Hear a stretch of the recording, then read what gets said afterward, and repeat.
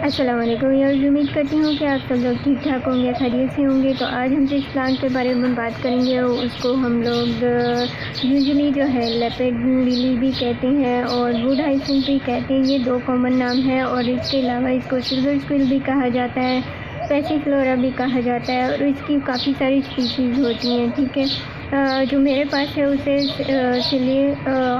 सिलियासिस कहते हैं। I hope कि मैं सही प्रोनाउंस कर रही हूँ। और एक और स्पीशीज़ इसकी होती है वायलेट, उसे कहते हैं लडबोरिया वायलेट। और काफ़ी सारी स्पीशीज़ इसकी होती हैं जो इसे थोड़ा डिफरेंट दिखती हैं, लेकिन होती लडबोरिया ही हैं। और नेटिव है ये Eastern Cape province of south Africa का है। और इसे जो पहली बार डिस्क्राइब किया था वो जॉन गिलबर्ट बेस ने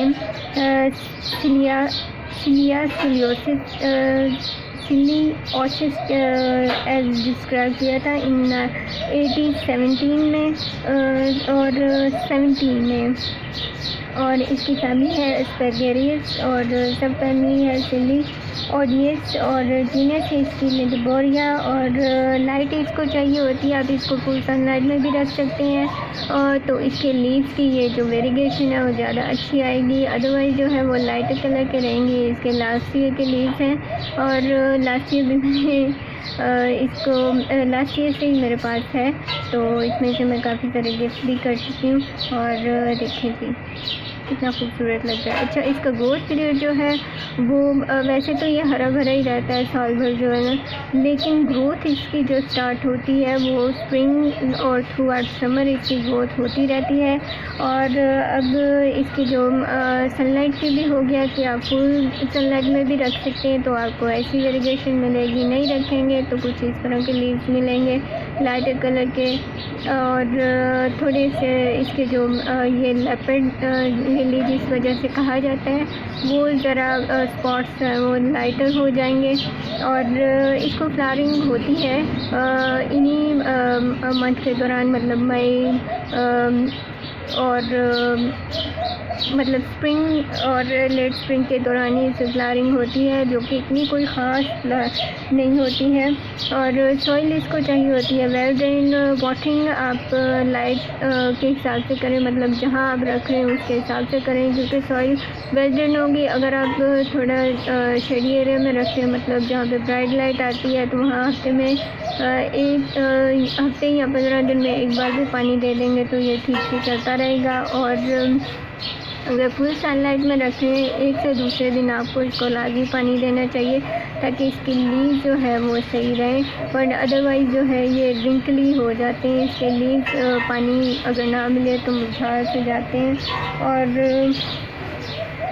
सॉइल फिर से मैं बता दूँ, सैंडी वेल ड्रेन सॉइल इसको चाहिए होती है। ब्राइट लाइट से आप इसको फुल सनलाइट में भी रख सकते हैं। और फर्टिलाइज़र जो है वो ऑर्गेनिक आप देना चाहें तो इसी के ग्रोथ पीरियड के दौरान, जो कि बाहर और थ्रू समर है, वो आप को अपनी मर्ज़ी से इसे कोई भी दे सकते हैं। सीज़न में एक बार इसको दे दें फर्टिलाइज़र कोई भी जो आप देना चाहते हैं, या फिर जैसे रेगुलर आप अपने प्लांट्स को देते हैं बल्बेशियस प्लांट्स को, वैसे आप इन्हें भी ट्रीट करें और काफ़ी अच्छी ग्रोथ होगी इनकी। और अब इसकी जो प्रोपगेशन की तरफ आए तो प्रोपगेशन इसकी थ्रू लीव भी हो जाती है।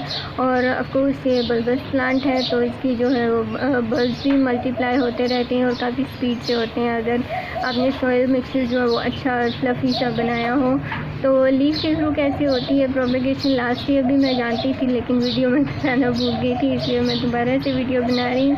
और चलें तो मैं दिखाती हूँ। ये देखिए, ये मैंने लीफ लगाया था कुछ महीने पहले और ये इसकी खैर मैं ज़रा ना इसको शावर करती हूँ फिर आपको दिखेगा।